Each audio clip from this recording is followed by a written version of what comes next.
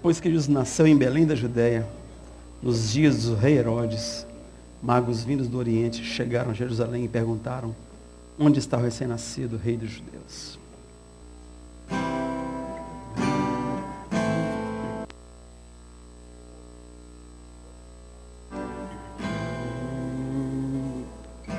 Um menino nasceu, como um filho se nos deu. Ele é o próprio Deus e vive em mim. Debaixo de suas asas eu me escondi. E o seu nome é maravilhoso. Glória ao príncipe da paz.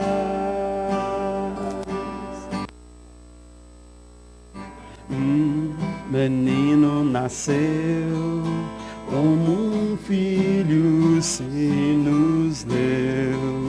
Ele é o próprio Deus que vive em mim. Debaixo de suas asas eu me escondi. E o seu nome é maravilhoso. Glória ao príncipe da paz. O céu começa a se abrir, toda a terra se dobrou a ti. Cristo, Rei dos Reis, veio nos buscar. Leva-nos em tuas mãos, pelas portas da cidade. Na Nova Jerusalém, tua noiva vai entrar. O céu começa a se abrir, toda a terra se dobrou a ti. Cristo, Rei dos Reis, veio nos buscar. Leva-nos em tuas mãos, pelas portas da cidade. Na Nova Jerusalém, tua noiva vai entrar.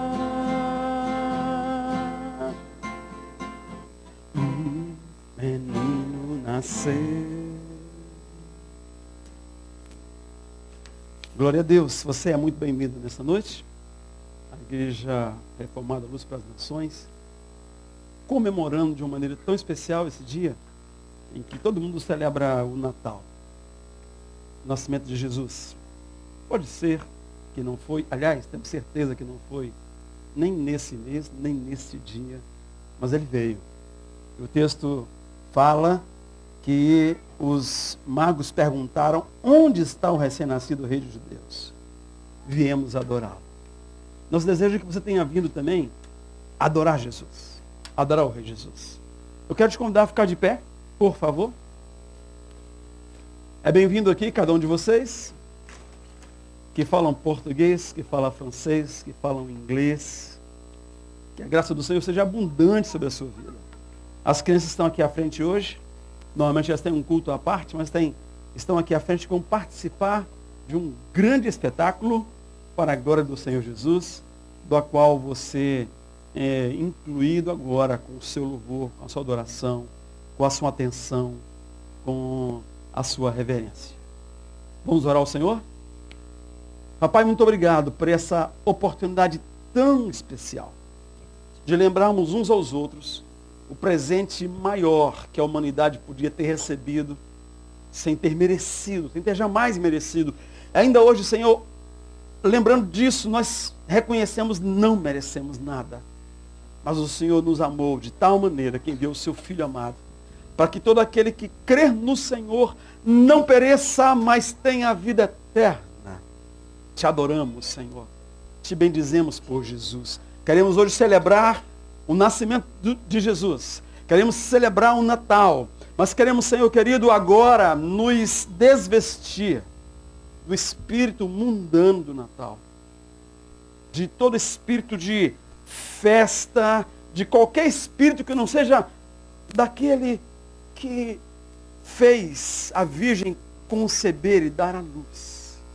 E depois arrancou-o da morte, arrancou-o do túmulo. Seja o Espírito Santo, o único Espírito sobre esse culto, sobre nossos corações, sobre esse tempo de adoração ao Senhor. Em nome daquele que é o grande presente que o Senhor nos deu. Nossa salvação, caminho, verdade e vida, Jesus Cristo, a luz do mundo. A Ele toda glória, toda honra e todo louvor. Amém. Amém. Vamos adorar o Senhor? Glória a Deus. Podem sentar, queridos. As crianças se assentem, o coral se assenta. Nós estamos nos preparando para o final desta noite memorável. Mas eu gostaria de dizer para você que tem, eu não sei você, mas tem uma frase dessa apresentação que eu não concordo. Não sei se você discordou de alguma coisa aí. Ah, pastor, não gostei desse negócio de cantar parabéns para Jesus. Quem somos nós para isso? Não sei se você discordou, mas não é disso que eu discordo.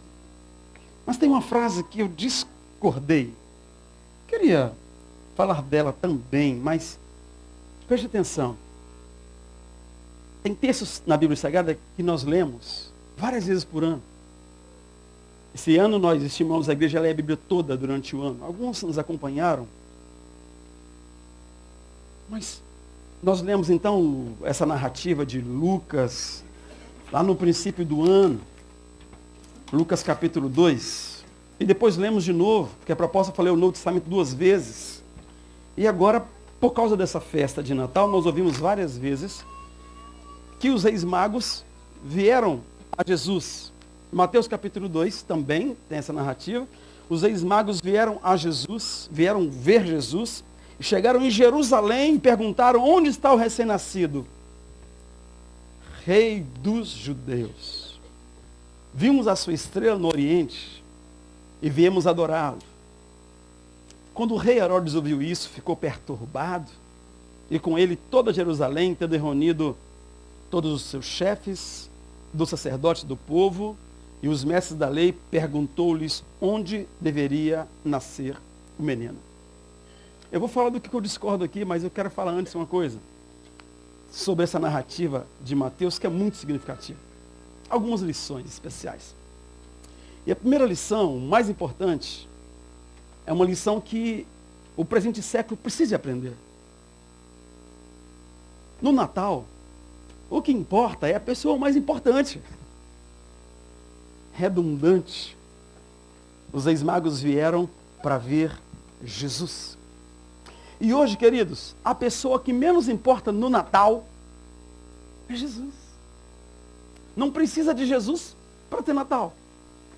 Aliás, quando Jesus aparece no Natal, é constrangedor. Se você chegar em qualquer lugar, em qualquer loja, em qualquer casa, ceia, presentes, e parar, fala: opa, para um pouquinho. Vamos agora adorar Jesus. Vamos lembrar o motivo pelo qual ele veio à terra e morreu por nós. As pessoas vão arranhar a garganta, um vai cutucar o outro, e eu falo assim: esse cara não entende o Natal. Porque o Natal não precisa de Jesus. Não o Natal que nós vivemos e vemos por aí todo o tempo, ele não precisa de Jesus. Essa é uma primeira lição.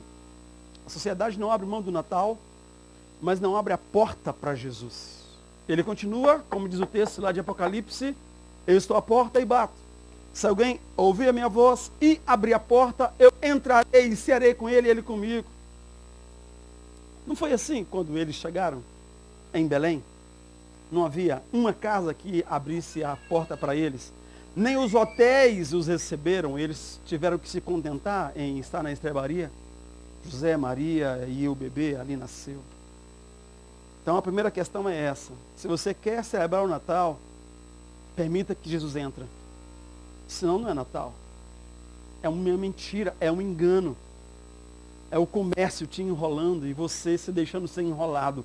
Na festa mais linda do ano, mais cara do ano, de mais cumilança do ano, mas a mais falsa do ano, porque não tem Jesus. Os magos chegaram e procuraram por Jesus. E a segunda lição é que eles perguntaram a Herodes. Chegaram a Jerusalém e foram direto em Herodes. Cadê? Tem algum Herodes aqui? Ninguém? Simbolizou o rei? Bom, chegaram para o rei e perguntaram: rei, onde nasceu o rei Jesus? E o rei Herodes, então, ficou com a luzinha amarela ligada. Quem é o tal rei Jesus? O rei Jesus. Ouvimos falar sobre ele. A estrela nos guiou até aqui. E imagino que você saiba do rei Jesus. Na hora que eles perguntaram para Herodes, Herodes chamou os principais sacerdotes, os religiosos, e quis saber quem é esse tal Jesus. Onde ele nasceu? Onde vai nascer? Por favor, eu quero, não esquece código postal, eu quero tudo sobre esse tal Jesus. Mas sabe o que ele queria? Matar Jesus. E ele tentou matá-lo. E ele matou todas as crianças até 2 anos de idade. Então os magos perguntaram no palácio e nas ruas, e não obtiveram a resposta que eles precisavam. Nas ruas, ou até no templo, os sacerdotes, os principais da lei, anos depois tentaram matar, ou mataram, o mesmo Jesus que Herodes tentou matar menino. Então, queridos, preste atenção. Como que os magos chegaram até ali? Deus os guiou até ali. Por que que agora eles iriam sob orientação de Herodes? Ou até mesmo dos sacerdotes? Você chegou até aqui? Deus te trouxe até aqui. Continue buscando a orientação de Deus. E se você não está buscando a orientação de Deus, possivelmente você esteja comemorando Natal errado, o seu aniversário errado, comemorando com a sua família tudo errado, fazendo tudo equivocadamente, porque sem Jesus, sem orientação de Deus, possivelmente, o equívoco é eterno, o equívoco é do tamanho da eternidade, do tamanho de Deus. Deus os orientou até ali. Eles deveriam continuar dependendo de Deus. Ninguém mais do que Deus, da sua palavra, da ação do Espírito Santo, nos conduzirá a Deus. A não ser dessa mesma maneira, o próprio Deus que nos atrai para si. Naquele menino, nascido em Belém, se cumpriu toda a Escritura. Toda a Escritura que apontava para ele, que levaria os magos até ele, foram cumpridas nele. O Verbo se tornou gente e habitou entre nós. Então a primeira questão é, você não pode fazer sem Jesus. A segunda questão é, onde é que você está buscando direção para a sua vida? E a terceira questão, olhando para os reis magos aqui. Eu vou sair dos reis magos e olhar para Herodes agora, que está na mesma cena. Ele ouviu uma pergunta que ele ficou perturbado. Onde está o rei dos judeus?